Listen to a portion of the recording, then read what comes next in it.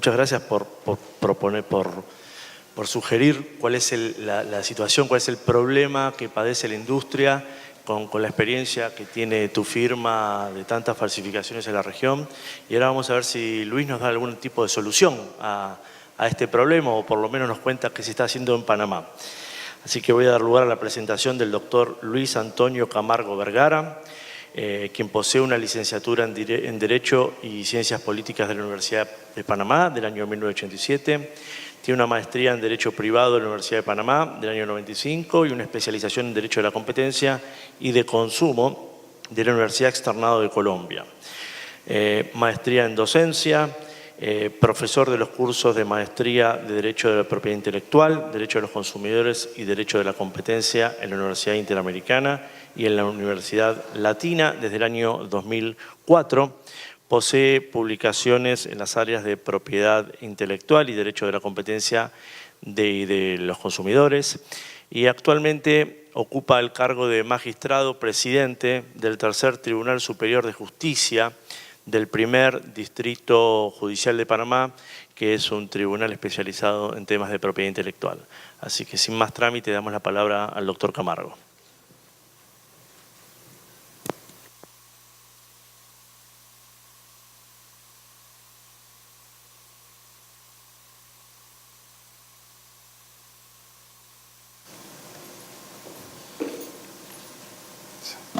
Bien, muy buenos días. Agradeciendo la invitación de la Asociación Interamericana de Propiedad Intelectual para asistir a este magno evento, al igual que la hospitalidad de esta hermosa isla que nos ha brindado de nuestra llegada. La presentación de Diego ha generado muchas expectativas y me coloca a mí en un entredicho ahora de tratar de aportar soluciones a esos problemas recurrentes a los cuales él ha hecho mención.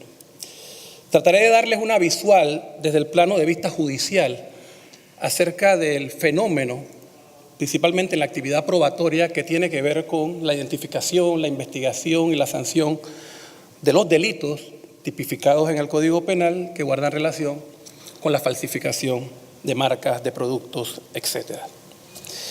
Y como la palabra recurrente parece que es la que se ha reiterado aquí en esta tribuna, hay que hacer mención a algunos presupuestos que son básicos y que son necesarios siempre tomar en cuenta antes de entrar en un análisis, digamos, casuístico acerca de las situaciones concretas, que creo que son comunes en todos los países.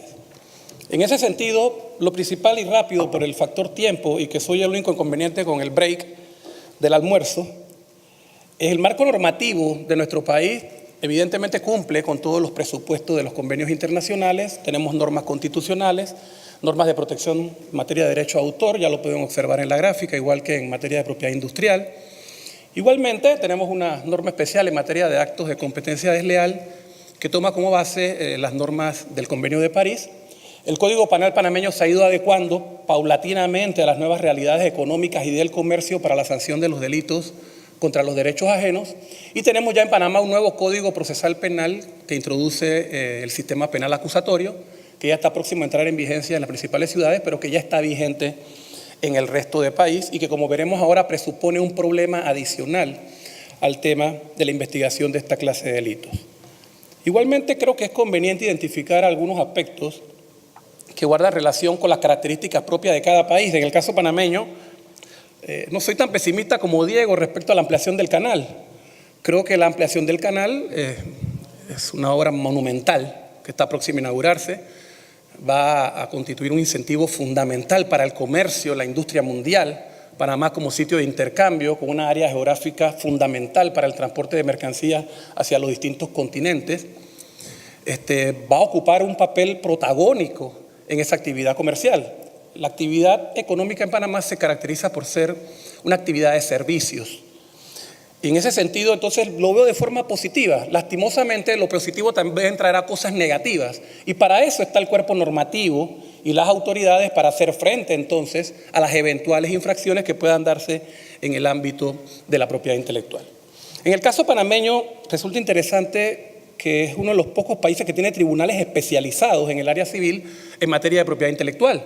En algunos países estos temas lo ven los jueces ordinarios de la jurisdicción civil, algunos funcionarios administrativos.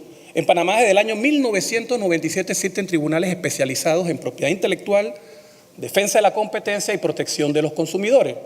Y eso plantea una bifurcación en cuanto al tratamiento de este tipo de infracciones, porque pueden ser trabajadas en el ámbito civil perfectamente con los tribunales especializados, pero también en la jurisdicción penal. En ese sentido, por ejemplo, el artículo 164 de la ley panameña establece las normas que sancionan el uso indebido de los derechos de propiedad intelectual, precisamente en propiedad industrial concretamente. Ya sabes, patentes, modelos industriales, marcas, nombres comerciales, etc. Y en esa tipología, que parece una tipología penal, pero está enmarcada en esa ley que Diego mencionó, que es una ley de mucha trascendencia y que recientemente ha sido actualizada en el año 2012 para adecuarla también a las nuevas realidades y producto del Tratado de Promoción Comercial que Panamá suscribió con los Estados Unidos, se contemplan tipos, como los que menciono aquí, donde se responsabiliza a todos los que participen en la cadena de comercialización, sea fabricante, introductor, expendedor, todas las personas que participen. Y las conductas se describen como fabricar, elaborar, ofrecer en venta, poner en circulación, importar, vender, reproducir, falsificar, imitar, utilizar, designar. Es decir, casi nada se quedó por fuera. Y eso ha llevado a la confusión de creer que esta normativa es de carácter penal, porque la tipología lo pareciera, pero resulta muy adecuada también en el ámbito civil. Esto motivó que en el ámbito penal también se incorporara una normativa actualizada, porque los tipos penales a veces resultaban insuficientes. Y aquí empiezan los problemas. Los que manejan derecho penal saben perfectamente que la sanción de una infracción requiere de la acreditación del hecho punible y la prueba de la vinculación de la persona a ese hecho punible. Lo que significa no solamente acreditar la comprobación, digámoslo así, de la mercancía ilícita, ilegítima, ilegal, sino también de la conducta realizada por el infractor. Y siendo el delito una acción típica, antijurídica y culpable, esos tres presupuestos deben ser comprobados. Entonces ahí se empiezan a manifestar, inmediatamente inicia la investigación, el cumplimiento de una serie de presupuestos que resultan importantes, que en el caso del esquema de las autoridades competentes va a pasar no solamente por la autoridad aduanera, facultada para tomar medidas en frontera y con mercancía en tránsito, Panamá también cuenta con zona libre, se me había pasado a decirle, sino también con las autoridades administrativas de registro, en caso de propiedad industrial, la DIGERPI, que es la Dirección General de Registro de la Propiedad Industrial. Incluso en la Codeco tenemos, que es la Autoridad de Defensa de la Competencia y Protección de los Consumidores. Contamos con una fiscalía especializada en estos temas y el órgano judicial, como mencioné, con tribunales especializados, que curiosamente en el ámbito penal no contamos con tribunales penales especializados. Y ahí viene otro problema. El juez penal que ve las causas de propiedad intelectual es el mismo juez que ve otra clase de delitos, por ejemplo, tráfico y posesión de drogas, de armas, hurtos, robos, secuestros, extorsiones, etc. Y eso, como veremos al final en la conclusión, también plantea una dificultad en la medida en que la concepción acerca de la naturaleza especial de esta clase de derechos a veces resulta desconocida o a veces no toma el valor y la importancia que tiene frente a otra clase de delitos, incluso que pueda concebirse en algunos supuestos que estas infracciones son de menor jerarquía, que no son tan trascendentales y no son importantes. Pero todos sabemos que detrás de las infracciones de la propiedad intelectual existe el crimen organizado. Está la financiación de actividades terroristas, de actividades de narcotráfico y otra serie de actividades ilícitas. Razón de más para tener que sancionarlas con la debida rigurosidad que plantean la ley. Entonces esas reglas de observancia, el enforcement que le llaman los norteamericanos, plantea que se hace necesaria e indispensable la protección de los derechos de los titulares sobre los bienes intelectuales, ya sea en el área de las innovaciones técnicas, el tema de patentes, modelos industriales, secretos, etcétera, como en los signos distintivos, marcas, señales de publicidad, nombres comerciales, etcétera.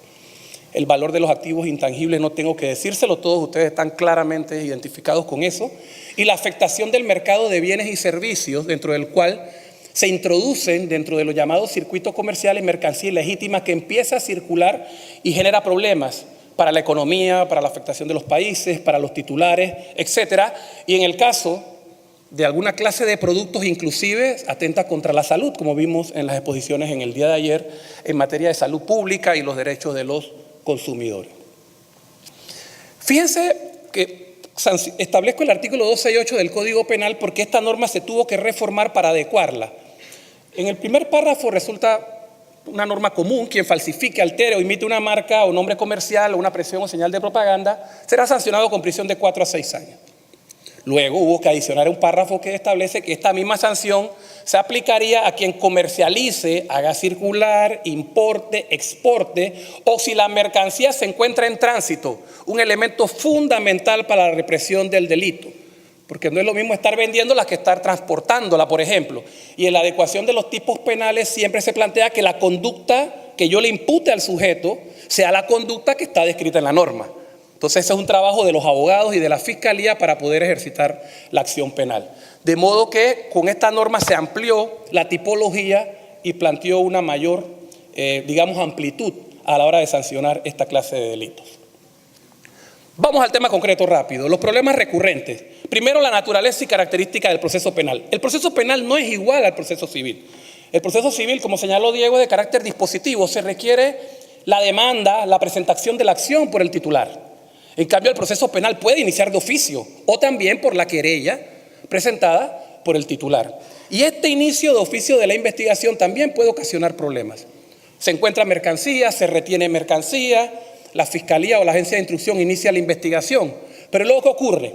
Se requiere la intervención del titular. A veces los montos o la cantidad retenida es muy baja. Y se plantea a veces que no resulta significativa para el ejercicio de la acción penal por parte del titular. Y deja, como quien dice, a la fiscalía sin brazos para iniciar la investigación porque carece de los recursos y los elementos luego para poder sancionar a los responsables. Entonces, este es un elemento que debe ser tomado en cuenta. Aun cuando sea baja, el monto de la mercancía retenida debe obtenerse la colaboración de los titulares, de modo tal que participen en la investigación, coadyuven con la investigación y puedan llevar a juicio, como se denomina en el área penal, a los infractores. Esto es un primer problema que podemos detectar en el área de las investigaciones penales. Luego tenemos que vamos a hacer énfasis en el área de la problemática de los peritos, vamos a hablar bastante de esto ahorita, la cadena de custodia de la evidencia, el almacenamiento de la mercancía y luego lo que mencionaba Diego acerca de la destrucción de la mercancía ilícita. Aquí está la norma que le mencionaba. La colaboración es importante. Ayer se habló mucho de la colaboración público-privada y eso es un factor fundamental para poder reprimir esta clase de delitos. Bien, ¿cuál es el problema con los peritos? En primer lugar, la naturaleza de la prueba pericial es llevar al funcionario, en este caso al juez, que es el que toma la decisión.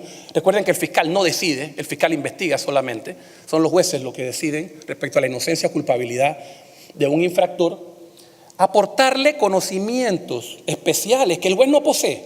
El juez no es un técnico, el juez no es un especialista. No solamente en el área de la propiedad intelectual, en cualquier otra materia. Sobre cualquier ciencia, arte o técnica.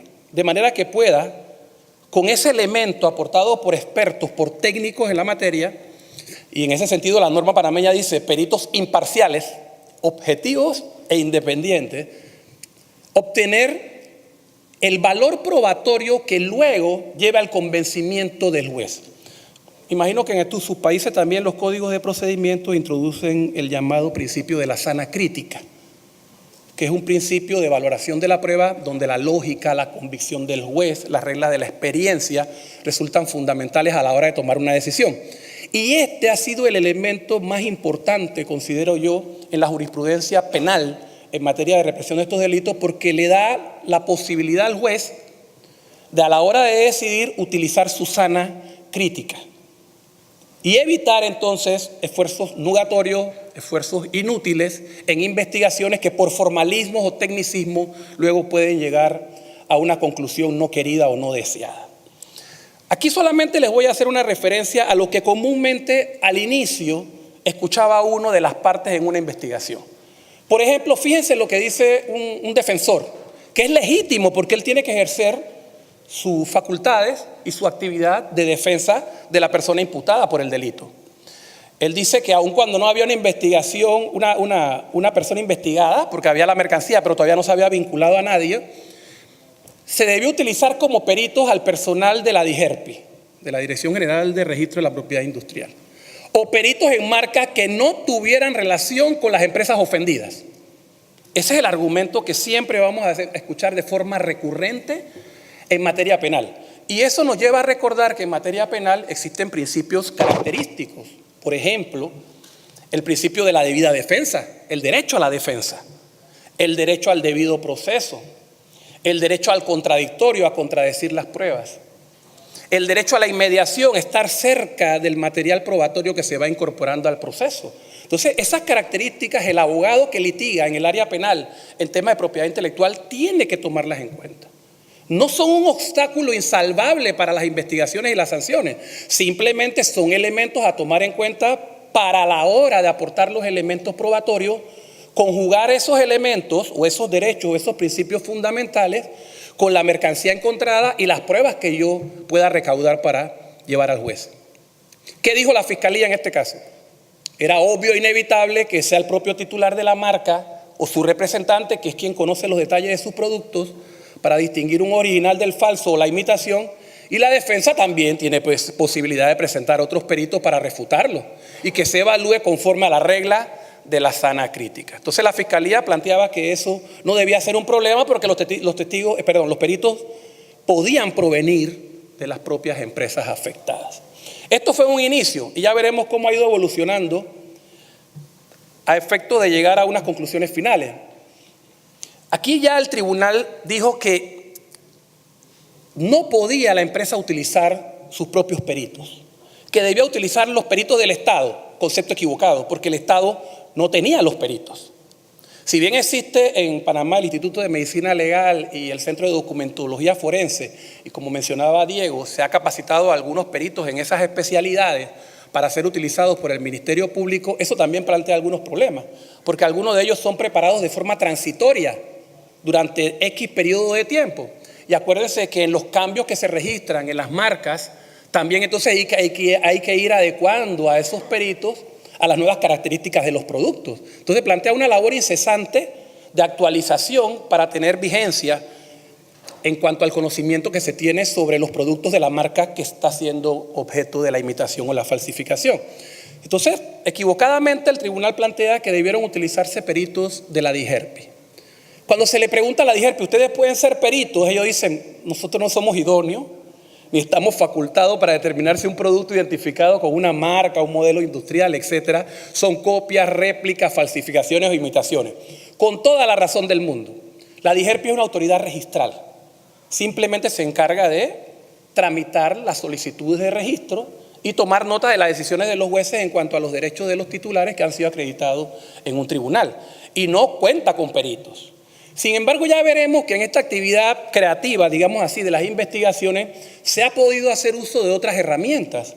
Por ejemplo, el uso del personal de la DIGERPI ya no como perito, pero sí como testigos, conocedores del registro de una marca y que pueden desconocer la existencia de otra marca que está siendo la marca que se usa para falsificar o imitar. Entonces, a veces el uso de testigos con algunos conocimientos técnicos puede servir y colaborar con el tribunal y no solamente enfocarnos en la parte pericial. Acá en esta sentencia, en los 5 minutos que ya me van a avisar. Son menos, son 3. 3. El tribunal dijo que el perito era una persona de conocimientos especializados que el juez no posee. Esta es la parte general. Pero que no era el único, el peritaje, el que podía determinar la ilicitud, sino también que se podían aportar documentos, otra clase de pruebas, que pudieran en una comparación, digámoslo así, acreditar lo ilícito del material que le fue incautado, y que, aquí sí no estoy de acuerdo yo, el imputado debía aportar pruebas en su defensa que demostraran que la mercancía no era ilícita. En materia penal el principio es al revés, existe la presunción de inocencia y hay que comprobarle al infractor la comisión del ilícito. Bien, en cuanto a la custodia de evidencias, pasan los problemas recurrentes que Diego mencionó. El centro de custodia, reglamentado a través de un manual de cadena de custodia, ya resulta insuficiente para la cantidad de mercancía cautada. No hay dónde ponerla. El uso de alquiler de locales privados también plantea un problema por el costo que se ha mencionado. Incluso se han dado casos de procesos de lanzamiento porque no se ha pagado el canon por el alquiler del lugar donde está la mercancía y el proceso se extiende y demora. Entonces, esta cadena de custodia resulta importante porque hay que comprobar que la mercancía incautada es la misma que luego se presenta ante el tribunal o ante el fiscal para la comprobación del ilícito. En este caso de Adidas, por ejemplo, la mercancía estaba en una bodega y luego la mercancía se planteaba una inquietud porque decía que estaba bajo la custodia de la propia empresa y no del Ministerio Público, y que era el que debía tener el control sobre el depósito de la mercancía. Entonces se plantea que había un ambiente de inseguridad que podía violar principios de defensa, equidad y el debido proceso. De todas formas, la presentación está accesible para todos, así que por la premura del tiempo tengo que ir un poco rápido para que veamos algunas estadísticas. Entonces, esto también en custodia de evidencia, incluso la mercancía salió del centro de custodia o del lugar donde estaba y se quedó vendiendo nuevamente en otros sitios. En mercado de buhonerías y demás se había detectado parte de la mercancía, lo que plantea otro problema. Y aquí tenemos otros procesos donde sí se han utilizado peritos independientes, que se les ha puesto en presencia el producto falsificado y el producto original, y como pueden ver aquí, pudieron establecer conclusiones referente a la falsificación, y de una forma muy precisa lo hicieron también, y que el tribunal pudo acceder a eso. Entonces, estos peritajes, esta forma de la prueba pericial ha tenido que ir evolucionando y cambiando en la medida en que las autoridades han ido encontrando problemas en cuanto a la objetividad e imparcialidad de los testigos, de los peritos. Y luego se cuestiona la credibilidad. Esto me lo suministró la Fiscalía de Propiedad Intelectual, solamente para que vean algo de estadísticas, para terminar. Fíjense ustedes que el área de la propiedad industrial es el que mayor cobertura ha tenido por parte de la Fiscalía especializada en cuanto a cantidad de casos, de expedientes que entraron en investigación. De esos, en diligencias registradas, muchos peritajes, indagatorias e inspecciones oculares. No les ha ido mal a la Fiscalía. Fíjense, contrario a lo que se pueda pensar, en el año 2015, por ejemplo, el grado de certeza en cuanto al 93% de las causas que llevaron a tribunales obtuvieron sentencia condenatoria. Otro tema sería discutir el monto de la condena y las reglas de sustitución de la pena, que es otro tema distinto. Solamente observo ahí 2% el carácter mixto y el resto el 5% de sentencias absolutorias. Mixto es porque se sancionó a algunos y a otros no. Aquí está en el año 2005 solamente el monto de las incautaciones de las marcas que más fueron vulneradas durante el año 2015 a través de la investigación que ha llevado a cabo la Fiscalía. Y por último, para no cansarlos, considero que debe haber una concatenación entre los funcionarios administrativos, el Ministerio Público, el órgano judicial. Todos estamos en la misma tarea, estamos del mismo lado, la represión de los delitos contra la propiedad intelectual. Hay que tomar en cuenta las características del proceso penal, de las investigaciones y los juzgamientos, respetando siempre el derecho a defensa, el debido proceso y las garantías de los imputados. No podemos soslayar eso. En el momento de adquirir o obtener las pruebas, la evidencia precisamente es la prueba, la mercancía incautada es la principal prueba. En el caso panameño, las normas señalan que una vez se emite el auto encausatorio, se puede guardar una muestra de la mercancía y se puede destruir el resto. Así que, don Diego, tranquilo, que no hay que esperar la sentencia en Panamá. Basta que haya un auto encausatorio para que inmediatamente pueda procederse con la destrucción y guardando unas muestras solamente para la etapa del juicio. De este modo se evita la pérdida de esfuerzo, de recursos, de tiempo, con resultados que no son los adecuados. Al final todos queremos sancionar los delitos contra los derechos de autor, menos los piratas, menos los infractores.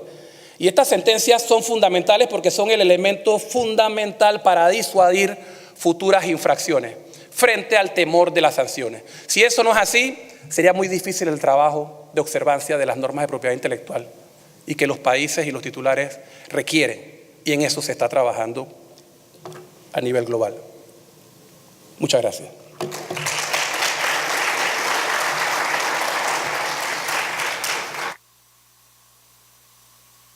Hola. Muchas gracias, doctor Camargo, sobre todo por la puntualidad. Así que ahora vamos a dar lugar a las preguntas y respuestas. Aquí ya veo varios apuntados. Por prioridad de rango y sexo le vamos a dar la palabra a la Presidente. Adelante, Pilar. Ahí ya te acercan un micrófono.